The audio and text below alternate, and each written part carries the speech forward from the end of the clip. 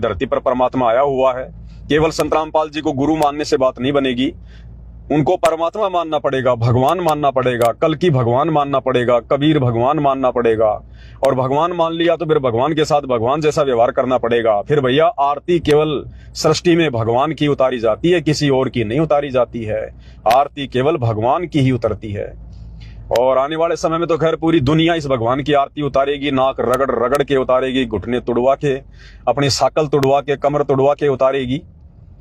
बाकी फिलहाल जो विशेष आत्मा होंगी परमात्मा की, जो चुनिंदा आत्मा होंगी, जो देवताओं से भी उत्तम आत्मा होंगी, क्योंकि हम देवता बन के सतलोक नहीं जा सकते। देवताओं में तो बहुत सारे अवगुण हैं।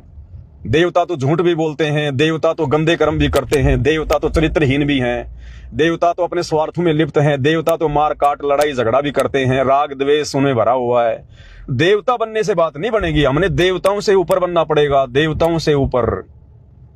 तो फिलहाल पृथ्वी पर वो सभी आत्माएं हैं जिनको परमेश्वर ने देवताओं से भी उत्तम बना दिया है। देवता तो कुछ भी नहीं है उन आत्माओं के आगे, और वो आत्माएं हैं सत्सेवक भाई बहन। अरे जो अपने गुरु को, यानी दुनिया जिसे मानुष मानती है, अपने जैसा कि इंसान मानती है, टट्टी पेशाब का कोथड़ा मानती है, जो चरम दृष्टि से देख रही है बस वही मानती है। तो दुनिया जिसे एक मानुष मान रही है, एक व्यक्ति मान रही है, दुनिया तो छोड़ो, संत रामपाल जी के 90% भगत जो आश्रमों से जुड़े हैं वो भी संत रामपाल जी को एक टट्टी पेशाब का कोथड़ा मान रहे हैं। यानी गुरु को भगवान ना मानना तो टट्टी पेशाब का कोथड़ा ही मानना होता है। यानी भगवान के अलावा बाकी कौन है? फिर जीव है। तो जीव तो फिर टट्टी पेशाब का कोथड़ा है, हाड़ मांस का शरीर है। तो दुनिया की तो छोड़ो भाई और बहनों, जिनको भगवान ने 30 साल तक ज्ञान दिया, इतनी मेहनत की, वो 90% भगत भाई बहन जो आश्रमों से जुड़े हैं वो ही अपने गुरु जी को टट्टी पेशाब का कोथड़ा मान रहे हैं।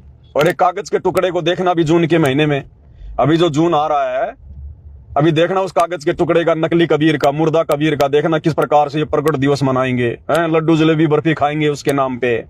तो बताओ भाई और बहनों, थोड़ी बहुत आत्माएं हैं केवल सत्सेवक भाई बहन जो अपने गुरु को परमात्मा मान पाई है। और इसी दिन का इंतजार रहता है इस परमात्मा को, सदगुरुदेव भगवान को। चारों युगों में परमात्मा इतना संघर्ष इसलिए करता है कि मेरी आत्माएं जब मैं गुरु रूप में धरती पर जाऊं तो मुझे परमात्मा मान ले, मुझे भगवान मान ले। और गुरु को परमात्मा मानने बिना मोक्ष संभव नहीं है। और गुरु को परमात्मा मानने के लिए आपने उस दाढ़ी मूंछ वाली कबीर की नकली फोटो को फाड़ के घर से बाहर फेंकना पड़ेगा। आपने केवल एकमात्र जयकारा अपने गुरु जी का लगाना पड़ेगा, एकमात्र दंडवत अपने गुरु को करना पड़ेगा। ये कुछ नियम है, कुछ मर्यादा है परमात्मा की, उनके मिशन का हिस्सा है साध संगति।